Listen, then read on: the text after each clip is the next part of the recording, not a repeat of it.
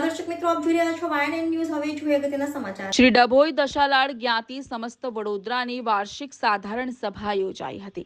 ડભોઈ દશાલાડ ભવન Ajwa Waghodia ring road ખાતે જ્ઞાતિ ગૃહના પ્રમુખ દ્વારકેશભાઈ શાહના સાનિધ્યમાં જ્ઞાતિ ગૃહની વાર્ષિક સાધારણ સભા યોજાઈ, જેમાં મંત્રી શ્રી બકુલભાઈ પરીખ દ્વારા વાર્ષિક હિસાબો રજૂ કરવામાં આવ્યા અને સર્વાનુમતે મંજૂરી આપવામાં આવી.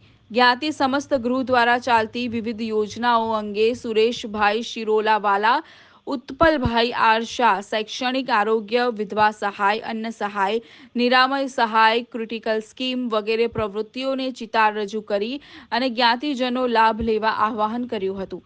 માનદ ઓડિટરી તરીકેની વરણીની જાહેરાત અંબુભાઈ એચ શાહ, છોટાઉદેપુરવાળા દ્વારા અમીન એન્ડ પરીખ નિમણૂક યુવા શ્યામ સમીરભાઈ પરીખની જાહેરાત કરવામાં આવી હતી. જ્ઞાતિ ગૃહમાં દાન અપાવનાર દાતાઓનું પણ બુકે, સાલ, મોમેન્ટો દ્વારા વિશિષ્ટ સન્માનિત કરવામાં આવ્યા હતા.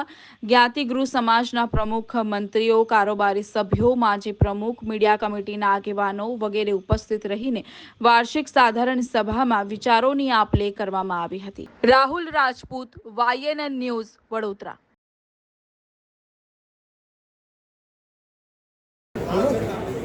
શ્રી ડભોઈ દશાલાડ જ્ઞાતિ સમસ્ત દશાલાડ ગૃહની વાર્ષિક સાધારણ સભા આજરોજ પાણીગેટ દશાલાડ ભવન ખાતે યોજાયેલ હતી, જેમાં બહારગામથી વડોદરાની આજુબાજુના ગામડાના પ્રતિનિધિઓ તથા વડોદરાના લોકલ સભ્યો હાજર રહેલ હતા અને વિસ્તૃત એજન્ડા મુજબ ચર્ચા કરવામાં આવી અને જે ભવનની એટલે સમાજ જ્ઞાતિ તરફથી જે વિવિધ સ્કીમો ચાલે છે તેની વિસ્તૃત માહિતી આપવામાં આવી અને ગામડાના પ્રતિનિધિઓને એક્ટિવ થઈને ત્યાંના લાભાર્થીઓ એ કરવા માટે નક્કી કરવામાં આવ્યું.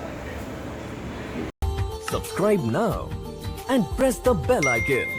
Never miss an update.